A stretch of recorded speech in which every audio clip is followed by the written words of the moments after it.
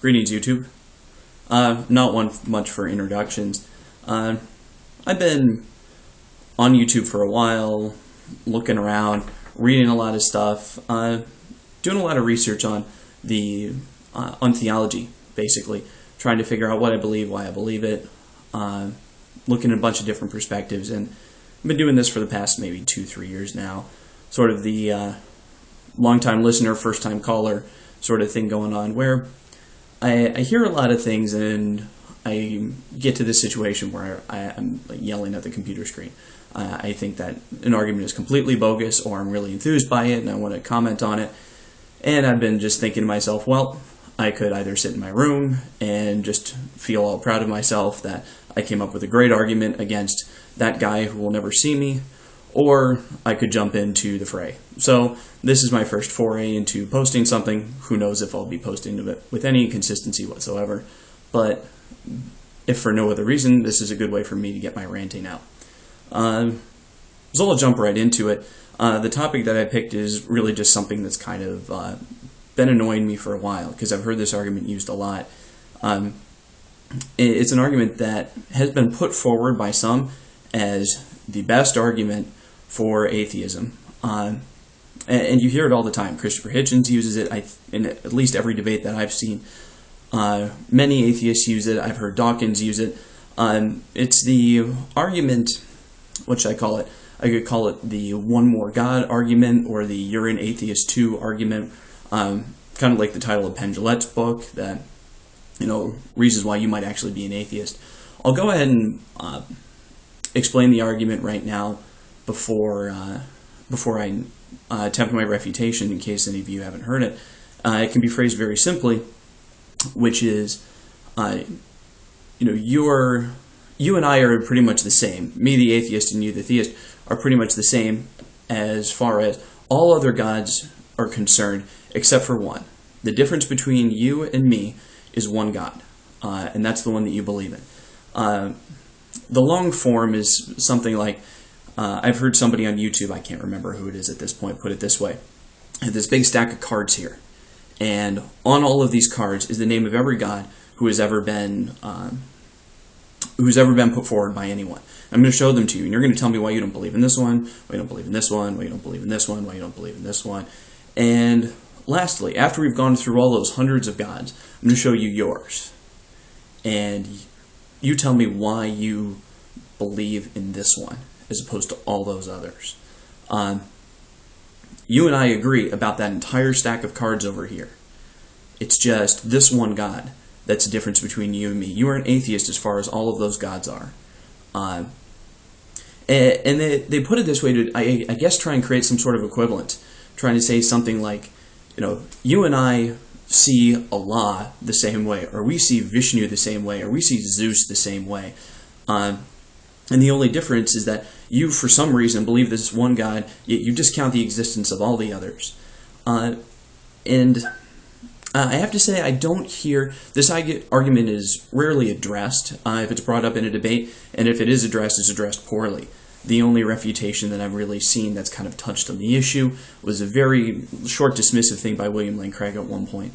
But I wanted to talk about this because I think some atheists might actually believe this argument and say that, because, look, you can understand why you dismiss all of these other gods, and the only reason you believe in this one is because of your upbringing or because of your environment or something like that. But really, you possess within you the faculties to dismiss that God too, and you should if you're consistent with yourself. I think that's ultimately the argument.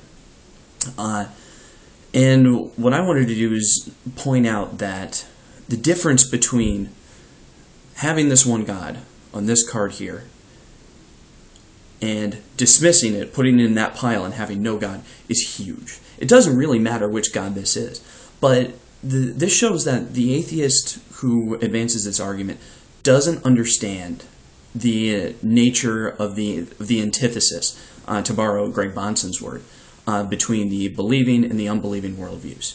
Because at the end of the day, if I take this last card, let's say it says Jesus on it.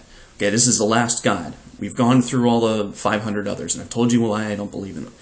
And the last one here is Jesus. If I get rid of this God, what does that mean? to the atheist, who puts on this pretended neutrality, like, I am unbiased and I can look at everything and evaluate the facts as they are. It really doesn't seem like a big step. It seems like you're doing exactly the same thing as you did with all those other 3,000 gods. But what's really happening here? It's a difference between enormous worldview. There is, if you get rid of that last god, you are dismissing supernaturalism. You are becoming a naturalist. You don't believe that there's anything transcendent in the universe. If you dismiss any conception of God. If you get rid of, well, I'll just use Christian theism because to try and argue all the different points of all those different gods, it's going to get too confusing, and I don't have that much time on this video. So if I get rid of Jesus, I also get rid of transcendent purpose, that everything here is supposed to have a purpose. God created the universe according to the kind intention of his will for a purpose, and that purpose was the glorification of himself through the redemption of a particular people. I have to abandon that and go to, like, not having absolutes. You dismiss, I guess that's the best way to put it, you dismiss absolutes at that point. And that's a huge jump. It is an enormous jump. And to call me an atheist before, let's say myself and Christopher Hitchens come before, he's gone now, and I'm going to die someday, and then there's a general resurrection, and lo and behold, we're both sitting before Allah, the God of Islam. Is that going to be the same for Christopher Hitchens as it is for me? I mean, the outcome would probably be the same. But the difference between not believing and being an idolater, which is what I would be, is huge. When you are evangelizing a Muslim, let's say, or a Mormon, versus discussing with an atheist, the approach is so different. Because with another theist, you already have in common the belief that the universe was created, that this isn't a random process, the belief that human life has a purpose and that this purpose is intended by God, that there is such a thing as absolute morality, that there is such a thing as revelation. You believe all of these things, whereas with an atheist you don't. All of these things are the point of the debate with an atheist. With a theist, it's completely different. Basically, it comes down to a discussion of revelation, because you already believe in absolutes. You already believe in the existence of the world as some sort of special creation, and now you need to figure out which God you're talking about. Whereas with an atheist, you don't even get there. You have to argue with them that there is a purpose, that this isn't randomly developed. So to call me some kind of atheist, it's a misapplication of the term. And the practical implication is that it doesn't acknowledge that there's a huge difference in worldview. There's a huge difference in presuppositions walking into this. If you had atheist presuppositions, that stack of cards that you're just dropping gods in, and then you got your last one, with an atheist presupposition, it's very easy. You just do that. With a theistic presupposition, however, when you're walking into that, dropping that last card means surrendering your worldview. There's no other way about it. And so there's an enormous chasm between that last God being my God, being Jesus, and saying, nope, that God's just like all the others, and putting it in the discard pile. There's a huge chasm there. Atheists don't use this argument. It means you don't understand the nature of the debate. The nature of the debate isn't about how many gods we can think of and why don't you agree with this one. It's about naturalism and materialism versus theism and special creation. So Christians, point that out if you hear this argument. Evangelize way differently if you're talking to an atheist versus if you're talking to another theist.